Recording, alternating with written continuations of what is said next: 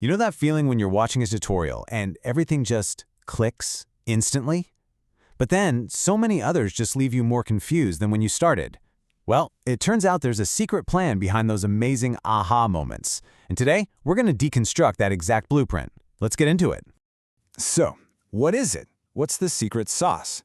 Why do some tutorials feel like a revelation while so many others completely miss the mark? Well, I can tell you it's not magic. It's all about having a deliberate, repeatable design, and that's exactly what we're breaking down today. The source material we're looking at is basically a master recipe. And yeah, it was originally created for a coding tutorial. But here's the cool part. Its principles are so universal, they create a blueprint for teaching pretty much anything effectively. Okay, first up, a blueprint for great teaching. Think about it, right? You wouldn't build a house without a plan. You need a blueprint before you even think about laying the first brick. The exact same rule applies to building a great lesson. And this is so important. A blueprint is not just a list of facts you need to cover. No, it's a structured plan for the experience of learning. It's all about taking something complicated and intentionally designing a journey for the learner, a journey that's clear, engaging, and actually sticks in their brain. So, Section 2, the art of the hook. This is, and I'm not exaggerating, maybe the most critical step in the entire blueprint, because if you get this wrong, the rest of your amazing lesson might never even be seen. The framework is super specific about how to do this. It says you need to start with a problem the learner already has. Forget the long, boring intros. Show them the program crashing. Show them that frustrating error message they always get. You gotta start right at their pain point. So why is this so incredibly effective? It's simple, really. A problem-based hook creates instant relevance. It basically screams, hey you, this thing you're about to learn is going to solve that exact problem that's been driving you crazy. It gives them an itch that the rest of your tutorial promises to scratch. Okay, you've got them hooked. They're paying attention. Now what? Let's get into how the blueprint organizes the actual lesson. This is the real meat and potatoes of the thing, and believe me, structure is absolutely everything. And here it is, the core teaching formula. It's a simple, repeatable four-part cycle you use for every single new idea. First, explain it simply, no jargon.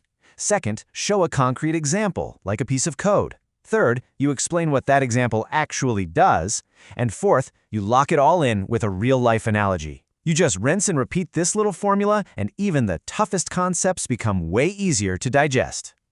But beyond that four-step cycle, the blueprint has another powerful trick up its sleeve.